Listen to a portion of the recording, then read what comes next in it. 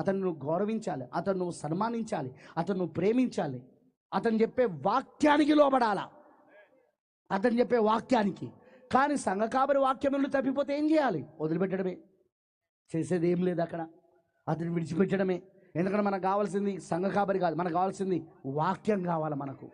అతను వాక్యంలో ఉన్నంతసేపు ఓకే, అతని జీవితం మొత్తం వాక్యంలో ఉంటే ఓకే, అతను చనిపోయేదాకా వాక్యంలో ఉంటే ఓకే. చనిపోయేదాకా మనం అతనితోనే ఉంటాం, అతను చెప్పే వర్తమానం వింటాం, అతను చెప్పేదాన్ని మనం ఫాలో అవుతాం. మీకు అర్థమైందా అని చెప్పింది? కానీ వాక్యం నుండి తప్పిపోతే, నేను ఇన్ని రోజులు వాక్యం చెప్పిన నన్ను వదిలిపెట్టిపోతావా? కుదరదు అక్కడ.